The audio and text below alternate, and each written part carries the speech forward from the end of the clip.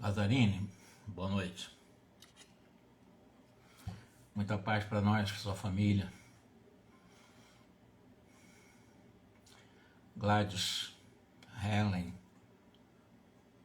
boa noite para nós.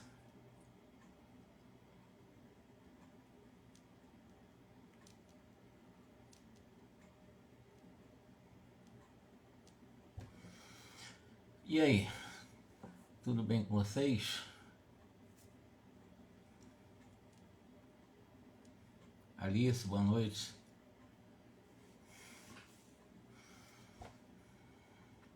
Então, que Jesus nos ampare, nos proteja e nos abençoe mais uma vez na leitura reflexiva de No Mundo Maior. Temos aprendido muito, né? Muito. Como eu disse para vocês, essa obra, se vocês forem pegar, fazer uma leitura sozinho, ela tem muitas palavras difíceis. Eu digo isso para as pessoas mais comuns, pessoas que normalmente não têm muita leitura, né?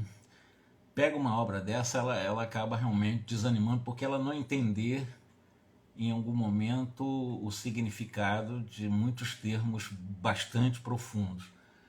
E como a minha proposta foi exatamente essa, Eleusa, boa noite. Eu faço traduções aqui, traduções que eu digo, eu faço assim, é bom no dicionário o tempo todinho, eu leio eu preciso entender isso para explicar melhor, de uma forma popular, para que essa obra, ela seja...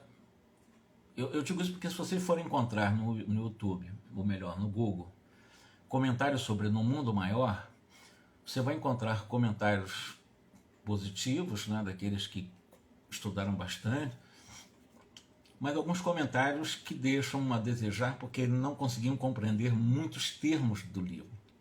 Eu estou terminando o livro, praticamente 2 ou 3 ou 4 reuniões no mar já estamos terminando o livro, eu consegui fazer com que as palavras mais difíceis se tornassem mais populares, para nós entendermos mais facilmente.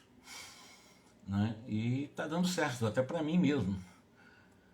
Agora nós vamos fazer uma análise de um espírito que vai fazer uma palestra, a princípio para um grupo de irmãos nossos que estão no sono, dormindo, semi-liberto do corpo físico e frequentando essas reuniões. Por isso que é muito importante nós aprendermos a dormir. A técnica do sono para dormirmos bem e termos oportunidade de estar assistindo palestras, como vocês vão ver hoje. Palestra profunda, linda demais da conta, mas para quem que ele está fazendo essa palestra? Esse Eusébio, é um instrutor da noite. É para católicos, e eram centenas de católicos e de protestantes. Então, protestantes evangélicos, né, crentes de várias denominações. Mas eles, semi-libertos do corpo, esses católicos e esses evangélicos ou protestantes, menos ferrenho a um processo fanático de crença. Pessoas mais abertas, mais liberais, são crentes, são católicos, mas para o debate, prontos para o debate, para a compreensão num bom debate. Então eles frequentam. Então tem muitos evangélicos, tem muitos católicos que vão a essas reuniões e aprendem, e em algum momento não é que eles vão deixar o catolicismo, mas muitos vão começar a simpatizar com os princípios espíritas que está no mundo inteiro, né? Que o espiritismo é do mundo inteiro, né? É um patrimônio da humanidade. Diz ele aqui, na véspera da prometida visita às cavernas, porque ainda uma das últimas mensagens, nós vamos ver o André Luiz fazendo visita às chamadas regiões cavernosas, lá nas cavernas mesmo, ele ainda não foi lá. Então, na véspera da prometida visita às cavernas do sofrimento, Calderaro convidou André Luiz a ouvir a palavra desse Eusébio, esse instrutor. Naquela noite, ele se dirigia a algumas centenas de católicos, alguns protestantes encarnados, semi-libertos do corpo pelo sono, e é explicado que esses católicos e esses evangélicos eram religiosos menos dogmáticos, mais liberais, que em momentos de sono se tornam mais suscetíveis, flexíveis, dúcteis, né, para a influência das informações no mundo espiritual. Calderaro explica, então, que não é a confissão religiosa, porque é católico, porque é espírita, porque é evangélico, porque ele é umbandista, não, nada disso, isso não tem essa importância. E ele vai explicar exatamente disso, que não é essa confissão religiosa que nos interessa no mundo espiritual, mas a atitude positiva da alma na jornada de autoelevação. Porque existem católicos maravilhosos, existem evangélicos extraordinários, existem umbandistas fantásticos. Então, não é questão do rótulo religioso, é a questão do comportamento individual. O que vale é o signo do comportamento, o símbolo, né? A marca, a rubrica ou assinatura do nosso comportamento. Isso é importante, porque as escolas de crenças na Terra, qualquer religião, né, variam, segundo o Calderaro explica para o André Luiz, né, situando cada uma em um círculo diferente de interpretação.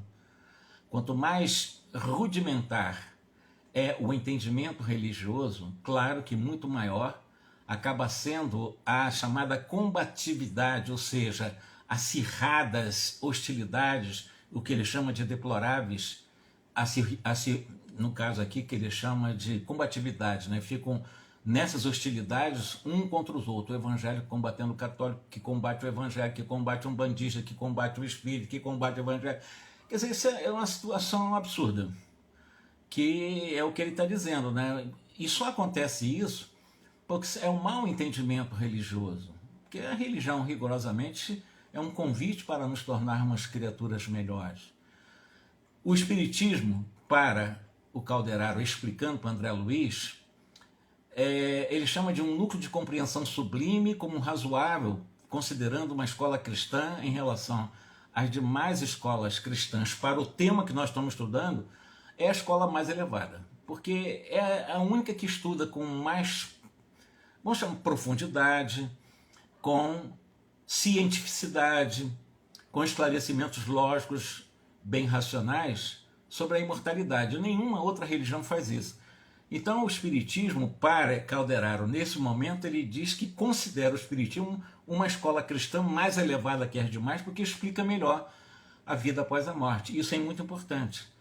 Possuindo tamanhas bênçãos de conhecimento e de amor, cumpre-lhe estendê-las a todos os religiosos, ou seja, os espíritas estarem abertos, e os centros espíritas, os núcleos espíritas, as famílias espíritas abertos para o bom debate, para a boa conversa, para a boa informação e não para a hostilidade.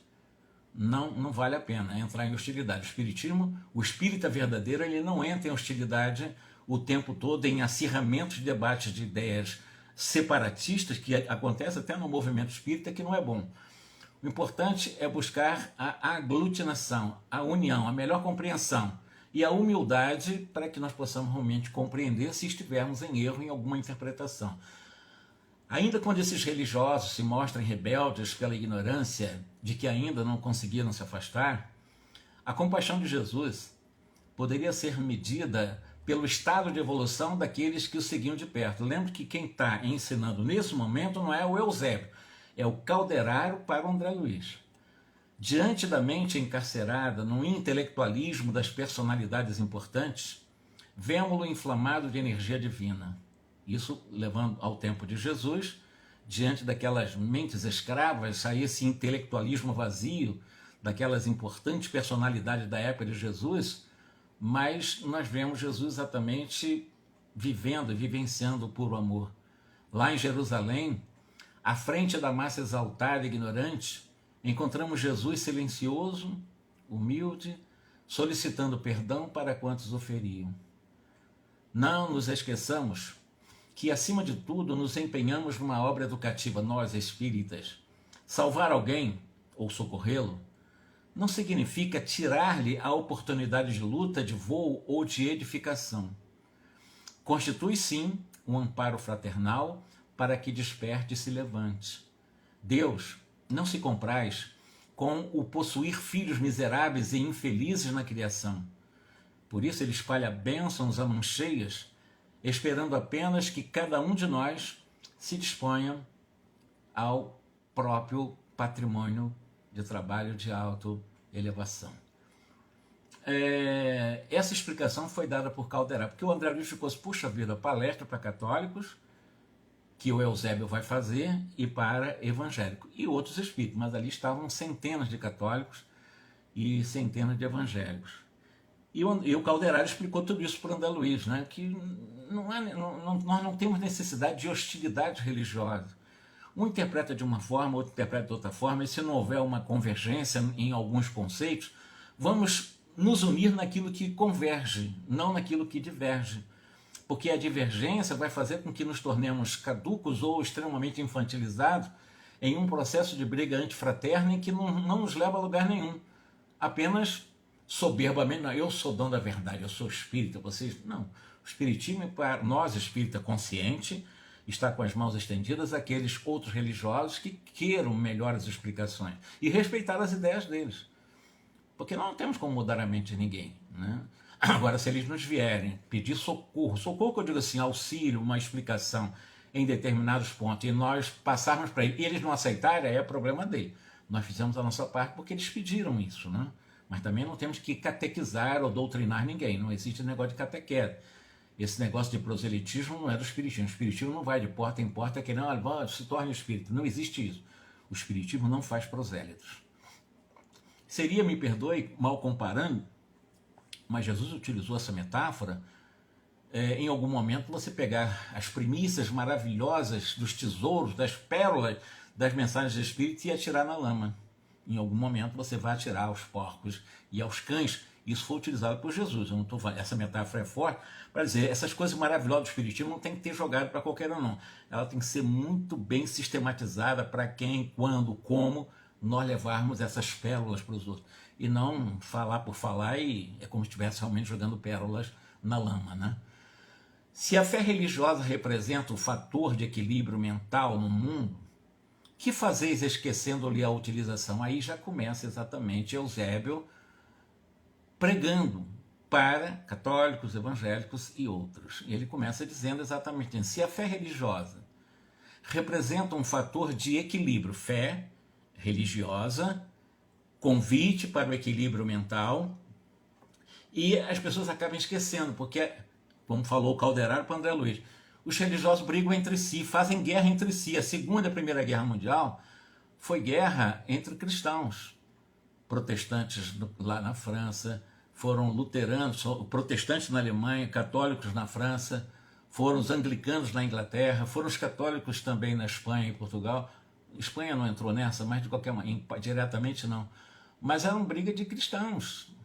Numa época, na realidade, em que a instabilidade vos ameaçam todas as instituições de ordem e de trabalho, de entendimento e de construções. Supondes possível uma era de paz exterior sem a preparação interior do homem? No espírito de investigação e de aplicação das leis divinas, Eusébio perguntando para as centenas de almas ali presentes. Ser cristão no passado, aí ele vai trazer lá para a época de Jesus, ser cristão na época de Jesus simbolizava a escolha da experiência mais nobre.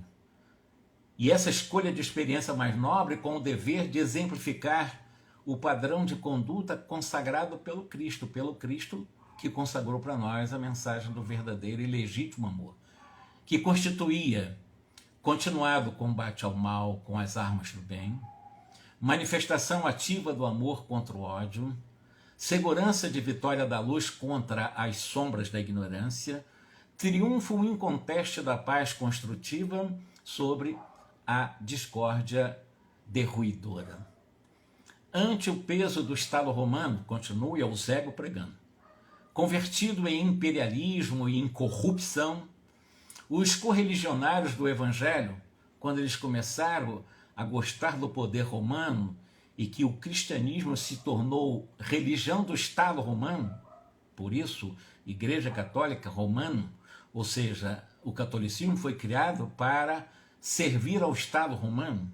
Por Teodósio foi criado no final do século IV, né? Ante o peso do Estado romano, então, ele vai dizer, esses antigos cristãos preocupados com esse poder, até mesmo ligado à questão da corrupção, eles não se expunham a polêmicas mordazes, não se, pelo menos os honestos, né? Existiam os que estavam ligados ao Estado romano, existiam aqueles que não expunham a polêmicas mordazes, não se enredavam nas telas do personalismo dissolvente, por isso foram para o circo romano. Os leões devoraram, os cavalos e os tigres comiam nos circos romanos. Não desperdiçavam possibilidades preciosas a erigir frontes dogmáticas, entremeavam em nome do Senhor, ofereciam a própria vida nos circos romanos. Esses eram os verdadeiros cristãos, não brigavam entre si, defendiam pela prática o verdadeiro amor ensinado pelo Mestre. Em penhor de gratidão, aquele que não trepidava em seguir para a cruz por amor a todos nós. Então tinham em Jesus verdadeiramente o grande símbolo inspirador como modelo e guia para, na coragem, enfrentarem esse império corrupto de Roma e a própria igreja que foi criada pela própria Roma. Erguiam os seus santuários na comunhão com os princípios que os identificavam com Cristo. Sabiam perder vantagens transitórias para conquistar as duráveis maravilhas dos tesouros celestiais. Os primeiros cristãos sacrificavam-se uns pelos outros na demonstração do devotamento fraternal. Dividiam os sofrimentos e multiplicavam as alegrias entre si. Morriam em testemunhos angustiantes para alcançar a eucessitude espiritual. Os primeiros cristãos, voltando à questão dos primeiros cristãos, guerreavam os desequilíbrios de sua época e de seus contemporâneos, não a golpes de maldição, nem a fio de espada. Como é que eles guerreavam os desequilíbrios de sua época e de seus contemporâneos? Pela prática da renúncia, submetendo-se muitas vezes a disciplinas cruéis, revelando nas palavras, nos pensamentos e nos atos a mensagem sublime de Jesus. Entretanto, herdeiros que sois, aí agora vai começar a falar para os cristãos de hoje, né? Herdeiro que sois daqueles heróis anônimos que transitaram nas aflições de espíritos edificados nas promessas do Cristo, que fizeste vós da esperança transformadora e da confiança sem vacilação? Onde colocaste a fé viva que os vossos patriarcas adquiriram a preço de sangue e de lágrima, os primeiros cristãos? Que é do espírito de fraternidade que assinalava os aprendizes da Boa Nova nos 300 primeiros anos do cristianismo. Enriquecidos pela graça do alto, pouco a pouco esquecestes as portas da revelação divina em troca de confortos humanos. Simplesmente foi o que aconteceu. O movimento cristão enriqueceu e as pessoas acabaram realmente deixando de mão as portas da revelação divina pelo trabalho da renunciação e muitas vezes pelo sacrifício, trocando pelos confortos da vida material. Levantaste entre vós mesmos barreiras dificilmente transponíveis. Intoxica-vos o dogmatismo e corrompe-vos o isolamento. Cada religião quer ser dona da verdade. Cada líder religioso quer ser dona da verdade. Estreitas interpretações do plano divino vos obscurecem os horizontes mentais. Os evangélicos vão para o inferno, os católicos vão para o inferno e ficam nessa briga. Abris hostilidades abertas em nome do reino de Deus, que significa amor universal e união eterna. Como é que pode os religiosos brigarem entre si dessa forma? Um evangélico detestar um católico que detesta um crente que detesta um espírita que se detestam, coisas absurdas que acontecem. Parece que nós estamos num sanatório imenso na Terra, né? As pessoas não compreendem a mensagem do amor, de compreensão, de renúncia, de oração, e, enfim, do silêncio também. Profanais a fonte das bênçãos, amaldiçoando-vos uns aos outros. Continua Eusébio firme nessa mensagem. Invocando para isso Jesus, que para auxiliar-nos não vacilou ante a própria morte ultrajante. A que delírio chegastes hoje, vocês religiosos, estabelecendo recíproca concorrência à imaginária obtenção de privilégios divinos?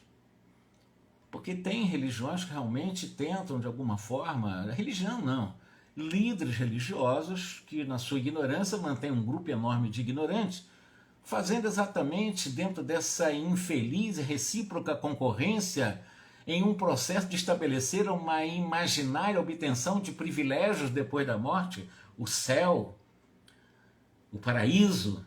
Basta você mexer no bolso, basta você realmente tirar um percentual do que você mensalmente recebe e você vai obter privilégios divinos. Quer dizer, é a mais absoluta ignorância da realidade após a morte. Mas é respeitado por nós. Nós respeitamos, porque nós não temos como transformar isso do dia para a noite, mas essa ignorância é mantida. E o Eusébio está falando exatamente isso. Antigamente, os companheiros do Cristo disputavam a oportunidade de servir. Hoje, os cristãos estão procurando as mínimas ocasiões de serem servidos. E é verdade.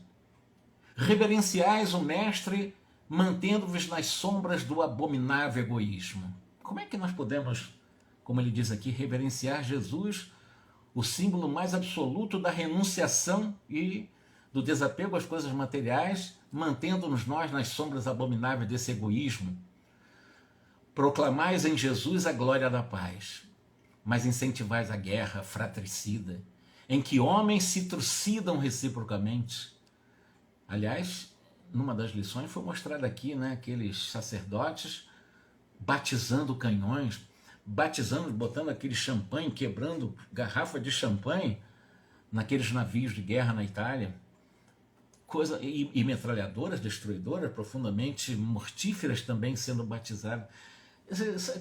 Como eu disse, dá-nos às vezes uma impressão que nós estamos num grande sanatório planetário. Parece um sanatório, é uma coisa assim, parece que uma alienação geral da mente das pessoas em relação à compreensão de Jesus.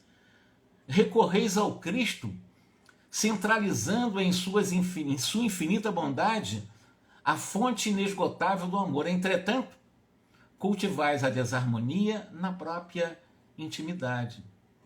Por quais absurdas convicções supondes conquistar o paraíso à força de afirmativas orais, afirmativas labiais? Como é que você realmente supõe conquistar esse paraíso através do blá, blá, blá, blá, blá? Não é assim. Como admitir a redenção ao preço de palavras, a que nenhum significado concreto emprestais pelas atitudes? Fala, mas não faz. Prega o amor, a humildade, prega a mansidão, mas fora do púlpito, fora desse teatro, muitas vezes, da pregação, as pessoas são piores do que os piores dos encarcerados, que estão nas penitenciárias públicas do mundo. Isso é complicado. Então você vive um teatro, falando em Jesus, né? E emprestando exatamente, ou não emprestando nas atitudes, força às próprias palavras pregadas. Todavia, devemos reconhecer o caráter sublime de vossa tarefa no mundo. Jesus, ele fundou a religião do amor, ele não fundou a igreja nenhuma. E quando falou do amor, é o amor cósmico, é o amor universal, que os sacerdotes políticos dividiram em várias escolas, dirigidas pelo sectarismo injustificável. Então, mestre, na realidade, o cristianismo matou o Cristo, a verdade é essa. É o que ele está dizendo. Se Jesus fundou a religião do amor universal e que os sacerdotes dividiram em várias escolas dirigidas pelo sectarismo injustificável, separou. Não houve exatamente esse amor universal, e sim o ódio bem geral aqui na Terra entre os religiosos. Considerando a essência dos vossos princípios, é a mesma que sustentou a coragem e a nobreza dos pioneiros dos primeiros 300 anos do cristianismo, sacrificados naqueles 3 primeiros séculos. O Evangelho, em suas bases, guarda a beleza do primeiro dia. Na base, o Evangelho guarda exatamente a beleza maravilhosa em essência dos primeiros dias dos tempos apostólicos. Sofisma algum conseguiu empanar o brilho do amai-vos uns aos outros como eu vos amei. Perante os desafios do céu, crede acaso servir a Deus, restringindo os empregos da fé nos templos luxuosos? mais uma advertência de Eusébio para aquele grupo de centenas de católicos e evangélicos assistindo a sua palestra. Então, diante dos desafios do mundo espiritual superior, acreditais, então, acaso servir a Deus restringindo os empregos da fé nos templos luxuosos, quando Jesus sequer tinha uma pedra onde pousar a cabeça, no símbolo, a pompa do culto exterior, muito comum nos dias de hoje, só faz realçar o quê? O disparate de vossos arrogantes ilusões acerca da vida após a morte. Porque isso não vai acontecer, essas pompas, essas catedrais luxuosíssimas, catedrais que eu falo de qualquer religião, estou falando só de uma ou outra, qualquer religião, pessoas levantam verdadeiros monumentos arquitetônicos para absolutamente nada. Eu repito, para absolutamente nada. E ele está dizendo, essa pompa desses cultos externos ou exteriores só faz realçar esse disparate das nossas arrogantes ilusões acerca de uma vida após morte, como se nós do mundo, quando chegarmos no mundo espiritual, na chamada erraticidade, após a desencarnação, nós vamos encontrar exatamente essa facilidade toda. Olha, eu dei 10%, eu arrombei a porta do paraíso, então eu tenho direito aos luxuosos templos do céu. Isso não vai acontecer. Não tem como acontecer. Não há nada na literatura espírita que corrobore um tipo de disparate, desse tipo de arrogância, de uma ilusão tão grande acerca da vida após a morte. Não existe isso. Estéril seria a divina missão de Jesus se o evangelho permanecesse algemado às valas teológicos dogmáticas. Isso equivale a dizer que Jesus não trouxe nenhum dogma. Jesus trouxe a liberdade para nós. Se Jesus representar qualquer tipo de peia, algemas, cerceamento da liberdade de alguém, alguma coisa está errada. Jesus, ele é o símbolo da liberdade. Jesus, ele, com certeza absoluta, o evangelho dele, não está algemado a qualquer tipo dessas valas vazias de retóricas teológicas e dogmáticas que não permitem nos raciocinar. Por quê? Eu fico com medo do inferno e quero ganhar o céu com 10%. Onde arrogantemente vos refugiais com... Pelo menos quem está dizendo, onde arrogantemente vos refugiais com o objetivo de incinerar a desprezível fogueira das inimizades simuladamente cordiais. O que ele está falando? Os religiosos se beijam, se abraçam, dão as mãos, como é que vai você e tal, mas ele chama de verdadeiras inimizades, mas simuladamente cordiais. São inimigos, mas simulam cordialidade. São inimigos, por isso se odeiam, mas simulam simpatia, sorriso falso. E somos nós, é hipocrisia. E em nome do Cristo, somos pessoas religiosas. Um abraça o outro, mas que você vai para o inferno, que não se dane, você não está salva. Coisa absurda. E ele está falando para quem? Evangélicos, são centenas de evangélicos, que ele chama de protestantes, e centenas de católicos estão escutando essa palestra do Eusébio na região de nosso lar. Então é muito importante nós pararmos para pensar o que nós também estamos fazendo na condição de espíritas. Não descobristes outra fórmula de exteriorizar a crença além da concorrência hipócrita e indigna. O que é a concorrência? É como se religião fosse um comércio, como se fosse, acaba sendo mesmo, mas um comércio. Quanto mais freguês eu tiver, mais força essa religião tem. Quanto mais aqueles que vão estar aumentando a massa daquela igreja, mais arrecadação tem aquela igreja. E se for alguma igreja franqueada, que tem o franchise, aquele que você tem uma franquia de uma designação de uma religião poderosa, tu pega a franquia e tu pega a grana em função da marca daquele comércio, daquele hiper supermercado. A verdade é essa. Só se muda o nome, se fala religião, mas comércio puro, é o que ele está falando. Não descobriste outra fórmula de exteriorizar a crença além da concorrência hipócrita e indigna. Inutilmente, ergueis castelos de opinião teológica para o verbalismo estéril e vazio. Porque se a morte surpreende o materialista rebelde, descortinando-lhe o realismo da vida, o túmulo abre o tribunal da justiça divina a todos os que se valeram da religião para dissimular o fingimento e a indiferença que lhes povoa a intimidade.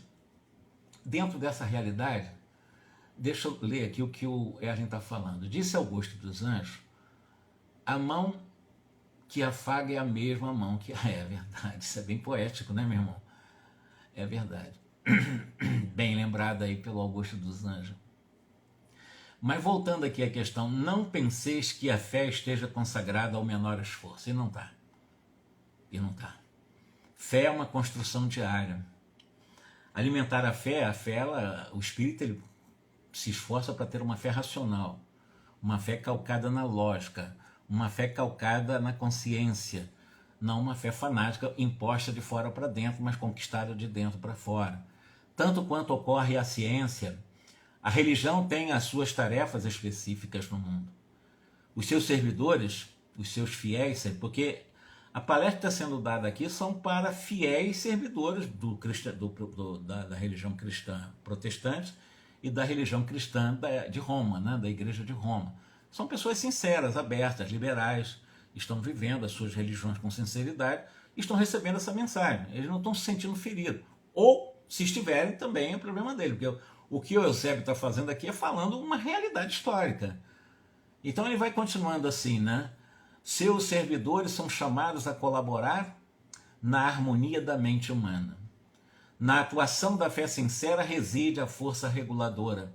E quando nós falamos na atuação, no ato, na ação mesmo de uma fé sincera, verdadeira, racional, nós temos aí a base de uma força reguladora das nossas paixões, dos impulsos chamados irresistíveis. Então, a crença religiosa nos ajuda realmente como força reguladora em função de muitos impulsos chamados irresistíveis, da animalidade, de que todos nós emergimos no processo evolucionário que nos preside a própria existência. Por isso, Jesus ele não limitou os seus ensinamentos aos ambientes estreitos dos templos de pedra.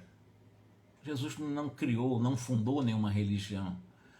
E o cristianismo se ampliou a partir da universalização da mensagem à maneira da interpretação de um rabino, que foi o Paulo de Tarso, porque antes dos evangelistas, dos apóstolos, antes deles escreverem sobre Jesus, o Paulo saiu para fazer isso durante 30 anos. Então, quem foi o precursor da mensagem, universalizando a mensagem para o mundo conhecido da época, foi Paulo. E ele foi o grande pregador, foi o grande, como eu disse, disseminador do Evangelho, mas numa leitura dele, a leitura que ele fez do Evangelho. Os demais fizeram uma biografia à maneira de um estilo bem hebraico, mas o que chegou a nós foram os traduzidos pela língua grega. De qualquer maneira, o que eu queria dizer é que Jesus ele não fundou nenhuma igreja. O templo dele era o ambiente da natureza, né? É o Tiberíades, era exatamente aquelas montanhas e vales de Samaria, eram também as regiões bastante habitadas da Judéia, na Pérea, em Cafarnaum, e assim na Galileia, diante do rio. Jesus estava na natureza e pregava na natureza, ele não criou, ele não construiu nenhum templo, respeitou os símbolos que recordassem os lugares essencialmente puros da oração consagrados às manifestações superiores do Espírito. Quando ele diz isso, que ele respeitou os símbolos, ele respeitava os símbolos consagrados pela própria cultura, como ele respeitava quando passava em Samaria, lá no famoso no poço, né, atribuído a seus antepassados. E Jesus ele respeitava tudo e a todos. Entretanto, Jesus ele não se cristalizou nas atitudes de adoração externa, adoração vazia, adoração a coisa no processo mitológico. Ele viveu conquistando amigos para o reino celestial. Quando fala reino celestial, para as esferas superiores do mundo espiritual. Ele não impôs aos seus seguidores normas rígidas de ação. É o que eu vejo, muitas religiões impõem muitas normas rígidas. Tem pessoas que, aquelas mulheres, com todo respeito, vestem aqueles vestidão, não corta cabelo, como se isso representasse pureza. E não é pureza, é puritanismo. O puritanismo, na realidade, quem é puritano traz dentro de ti um vulcão de impureza. Então é apenas externo, né? É o chamado ego mascarado. Isso só se resolve com muitas encarnações, essa pureza verdadeira, e não puritanismo só de casca vendendo uma suposta pureza. Então Jesus, ele nunca nos impôs nada, esse tipo de você mudar do dia para a noite. Ninguém muda do dia para a noite. A nossa mudança, ela se dá gradualmente, pela consciência expandida e pelo esforço que vamos empregando para nos tornar um pouquinho melhor, aprendendo com os nossos erros também. Então, e ele mesmo disse: vinde a mim, todos que vos encontrais aflitos e sobrecarregados, eu vos aliviarei. Tomai sobre vós o meu jugo e aprendei de mim, que sou manso e humilde de coração, e achareis repouso para as vossas almas. Porque leve, não é pesado, leve é o meu fardo, suave é o meu jugo. Jugo é disciplina, fardo são as experiências. Vinde a mim e eu vos consolarei. E é o que ele está dizendo. Jesus não impôs aos seus seguidores normas rígidas de ação. Seguir Jesus, com certeza, ter uma vida suave, leve, sem autocobrança, criando culpa, não, errando, acertando, mas amando Cristo cada vez mais e sendo verdadeiro, sem auto-engano conosco, para ser verdadeiro com os outros. Jesus, ele pediu o que para nós? A prática possível do alto amor para amar o próximo. Entendimento, fé sincera, bom ânimo para os serviços edificantes, e não fazer por obrigação. Tem pessoas que distribuem sopa mancheia, tem pessoas que visitam hospitais, visitam os presídios, fazem esse trabalho assistencialista o tempo todo como um processo de barganha para se aproximar do divino, do reino dos céus, mas nesse processo de barganha apenas para desanuviar no chamado, aspas, pecado consciencial, como se estivesse pagando seus pecados. Mas não é assim que nós vamos fazer, que vai ser resolvida essa questão da culpa. Se fizermos isso, nós temos que começar a fazer isso dentro de nós, a partir de um processo de um mergulho mais profundo na essência que somos e começar a nos amar. Como disse Jesus, amar o próximo como a si mesmo, referência a si mesmo. Não tem como amar o próximo sem se amar. Então, amando-se profundamente. Não é amando o Jorge. O Jorge é transitório, o Jorge não é, o Jorge está, é transitório. Mas a essência que hoje se chama Jorge é diferente. É um trabalho difícil, porque é um trabalho de você se identificar com a luz que você é e não ficar escravo à sombra que são os seus dois egos, evidente, mascarado, e a atual personalidade. Isso dá trabalho, porque nós não fomos disciplinados para isso. Exige meditação, exige mesmo, porque é disciplina, né? Como Jesus disse, né? Vigiar e orar, é a vigilância do pensamento, que pelo pensamento são transformados em sentimento, utilizar a vontade para ir sublimando os pensamentos, e você fazer respirações, você fazer relaxamento, você fazer na meditação a visualização possível, a vivência do visual, e assim, isso é possível, né? Porque Jesus fez isso lá no Getsemane. Jesus estava fazendo meditação quando foi preso. Ele estava em meditação e os discípulos dormiram e acordaram com Jesus sendo preso pela covardia naquele beijo, né, traidor de Judas, entregando ele aos mestres do Sinédrio. Então Jesus ensinava a meditação para nós, o orar, né? Quando orais, né, trancai no vosso quarto. Então, aprender a orar. Aí nós vamos aos poucos nos amando, nos respeitando em essência, e evidentemente nós vamos projetar para o próximo esse alto amor. É assim que se ama o próximo.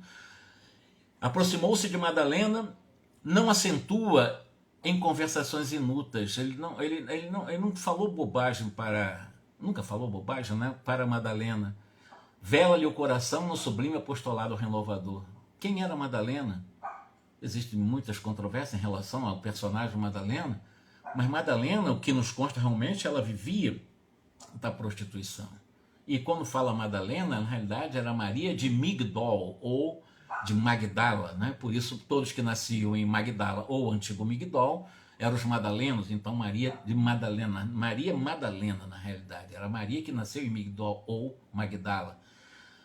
Vela-lhe o coração no sublime apostolado renovador, visitando Zaqueu, lá em Jericó, abençoa-lhe o esforço nobre e construtivo. Dirigindo-se à mulher samaritana lá no poço, não desce as contendas inúteis. Aliás, diz para ela, e impressiona pelo contato de sua alma divina, fazendo a essa mulher, na samaritana, abandonar o velho cântaro da fantasia, para que busque as fontes eternas.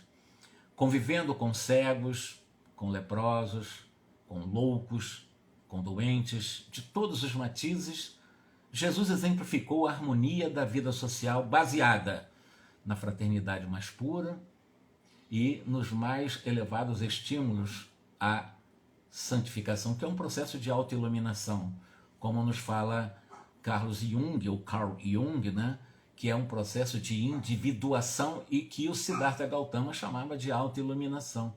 Por fim, sacrificado na cruz, seus 2 últimos companheiros eram ladrões confessos, aos quais ele não hesitou dirigir palavra fraterna, inflamada de muito amor. Como invocar-lhes o nome para justificar os desvarios da separação por motivo de fé hoje entre vocês na terra? Como apoiar-se no amigo de todos para deflagrar embate de opinião? Quando fala amigo de todos, Jesus. Acendendo fogueiras de ódio em prejuízo da solidariedade comum que ele, o Cristo, exemplificou até o supremo sacrifício? Não será denegar-lhe ou denegrir-lhes a memória, difundir a discórdia em seu nome? Não se vos reclama a transferência do depósito espiritual da crença veneranda? Em todos os setores onde a sementeira do Cristo desabrocha, é possível honrar a divina lei, gravando-lhe os parágrafos sublimes no coração. O que se pede do vosso espírito de crença é o aproveitamento das bênçãos celestiais, esparzidas sobre vós em caudalosas correntes de luz. Não limiteis, portanto, a demonstração da confiança no Altíssimo aos cerimoniais do culto externo. Ou seja, sai desses cultos externos. Não resolve as questões de espiritualização. Não limiteis as demonstrações de confiança, de fé em Deus, nesses cerimoniais de cultos externos pomposos, milionários, que não levam a lugar nenhum. É isso que ele está dizendo. Varrei a indiferença que vos enregela as basílicas suntuosas.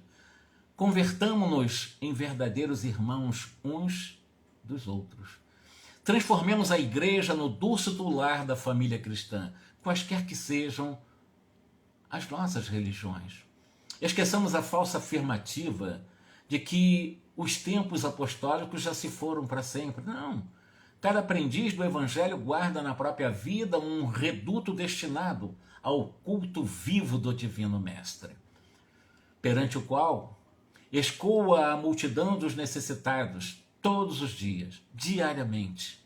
Então, como é que nós podemos realmente fazer com que cada um possamos, dentro desse reduto destinado a esse culto vivo do Divino Mestre em nosso coração, perante o qual escoa esses necessitados de todos os dias, amando, socorrendo, crendo, agindo, trabalhando, renunciando, sacrificando muitas vezes? Jesus amparou a mente desequilibrada do mundo greco-romano, infundindo-lhe uma vida nova em favor de uma humanidade mais feliz possível. Assim, cada discípulo da fé redentora pode e deve cooperar no reerguimento dos irmãos frágeis e vacilantes. Fugir ao farisaísmo dos tempos modernos, que se recusa ao auxílio fraternal em nome do gênio satânico do cisma dogmático. Sempre o dogma. A minha religião é a salvação. A minha interpretação da Bíblia é que me dá salvação. Fora da minha igreja não há salvação. Todos vão para a danação eterna.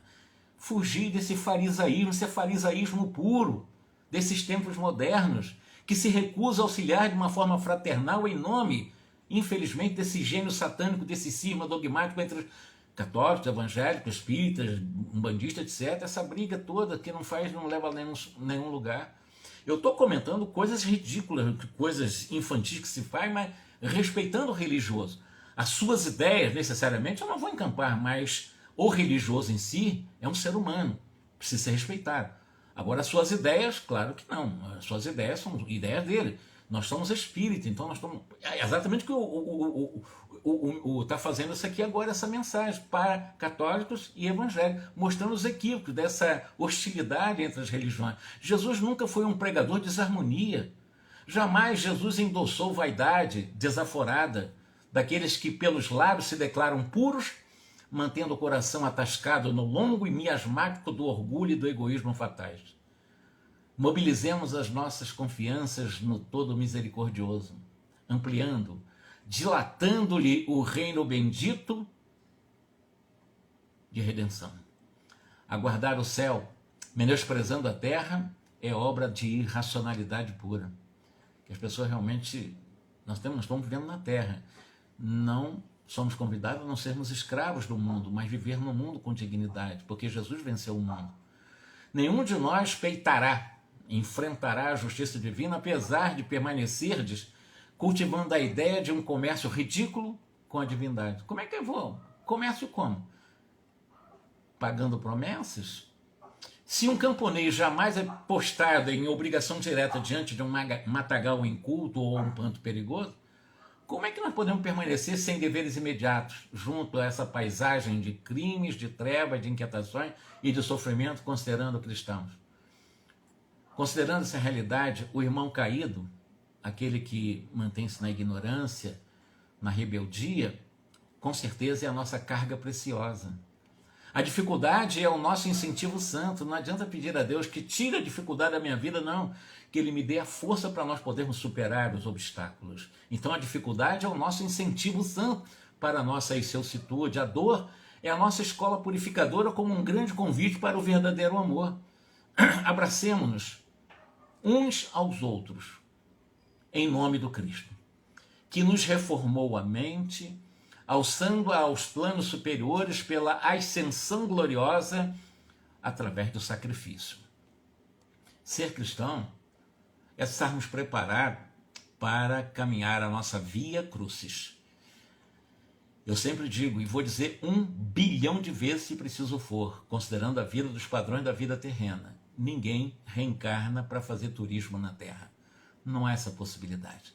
Nós reencarnamos, inclusive, dentro do símbolo do convite para, em a nossa purificação ou a nossa depuração espiritual, também em algum momento termos que sacrificar muito do nosso ego para engrandecer e iluminar cada vez mais a nossa essência. Somente assim, meus amigos, é possível atender à elevada destinação que nos cabe. Diante do mundo periclitante, alucinado por ambições rasteiras e dominado pelo ódio, pela miséria, sequências das guerras incessantes e aniquiladoras, harmonizemo-nos em Jesus Cristo, a fim de equilibrarmos a esfera carnal como um todo. Sombras perturbadoras vagueiam em torno de vossos passos e de vossas instituições em uma ronda sinistra. Evitai a subversão dos valores espirituais. Afugentai as trevas que vos ameaçam as organizações políticos religiosas. Temei a ciência que estadeie sem a sabedoria. Livrai-vos do raciocínio que calcula sem amor. Revisai a fé para que os seus impulsos não se desordenem à míngua de uma efetiva edificação espiritual. A crosta da terra é atualmente um campo de batalha mais áspera, mais dolorosa. Despertai a consciência adormecida. Afeiçoai-vos à lei divina, olvidando o cativeiro multissecular da ilusão. A salvação é contínuo trabalho de renovação e de aprimoramento. Ao mundo atormentado, proclamemos a nossa fé em Cristo para sempre. Eusébio fez essa palestra. Ao concluir, segundo André Luiz, descrevendo, estava aureolado de prodigiosas emissões de luz, e terminado, evidentemente, esse serviço dessa reunião, depois dessas palavras bastante diretas, incisivas, sim, André lhe reparou que os amigos encarnados, aqueles católicos, alguns evangélicos, sob o amparo de colegas das atividades espirituais, socorristas, afastaram um pouco animados e pouco otimistas, porque muitos deles, compreendendo talvez com mais clareza, fora do veículo denso da experiência física, os erros da crença transviada, e se retiraram cabisbaixos, soluçando, como se estivessem chorando, não pela bronca que eles tomaram, mas pelos equívocos que eles estavam cometendo enquanto religiosos. Considerando essa realidade de Eusébio na lição de hoje, e na próxima reunião nós vamos falar sobre alienados mentais. Nós vamos ficar por aqui. Nós temos um material bastante robusto para reflexões em relação ao comportamento dos religiosos, das religiões, dos líderes religiosos. Eu acho que a religião, por si só, em si só, não quer dizer que prejudica a vida na Terra. O grande problema é a má interpretação que as religiões têm dado ainda sobre a vida após a morte. Esse é o grande problema, porque você não prepara as pessoas durante uma encarnação para viver com dignidade e sem hipocrisia, porque eles acham que podem comprar realmente o paraíso através de compra comercial com dinheiro, ou com pregações, ou com rituais, ou com pagamentos disso, de promessas, dessas coisas todas. Não é assim que vai acontecer. Isso mantém na ignorância, num analfabetismo, numa criancice espiritual muito grande. Então todas as religiões são respeitadas. O grande problema são as interpretações que se lhe dá em termos de comportamento. Porque, como eu disse e repito para encerrar a nossa fala hoje, foram cristãos que brigaram na Primeira e Segunda Guerra Mundial. Ali não entrou muçulmano, ali não entrou hinduísta, ali não entrou aqueles que seguem realmente os seguidores de Confúcio, não. Ali entraram, na Europa pelo menos, franceses católicos, alemães protestantes, ingleses anglicanos. Então vejam, italianos católicos, briga de cristãos. Não é? Eu estou falando, é claro que tinham outros interesses, mas eram cristãos matando-se. Não faz sentido. Que Jesus nos abençoe. No próximo sábado vamos falar sobre alienados mentais e que nós possamos... Oi, Alice, esse tema de hoje foi muito profundo e de muito aprendizado. Obrigado, Alice. Eu acho também que foi. E eu concordo com você, porque Eusébio, ele não aliviou a consciência, né? Ele disse, olha, é isso que está acontecendo. Vocês são católicos, vocês são evangélicos, vocês votam, eles são muito mais abertos, né? Esses que assistiram essa... Eram centenas deles, né? Então, quando eles voltam para o corpo, eles trazem essas informações. E eu sempre ensino aos meus amigos a gente aprender a dormir. Oi, Paulette. Gratidão também. Um grande abraço para você. Antes de dormir, vamos fazer isso. Vamos pedir a espiritualidade se nos concedem, né? E assistir as palestras desse jeito. Porque quando acordamos de manhã, nós não perdemos, não. Nós formamos um sistema cognitivo em nosso mundo mental, como aprendizado, que vai servir para os nossos pensamentos e práticas no dia a dia. Então imagina a gente assistir uma palestra de Eusébio no mundo espiritual, né? Uma honra muito grande, né? Ok? De Alexandre, assistir uma palestra de Calderaro, assistir uma palestra do André Luiz, assistir uma palestra desses espíritos maravilhosos. Isso é possível, nada disso é fantasia não, é só pedirmos que a nós será concedida, é só nós começarmos a insistir e pedir, poxa, que nós possamos assistir uma maravilha de uma palestra dessa e outras tantas que nós assistimos aqui, que nós vamos assistir na próxima, alienados mentais também. Um grande abraço para vocês, tá? Muito obrigado por tudo, uma boa noite e até sábado que vem.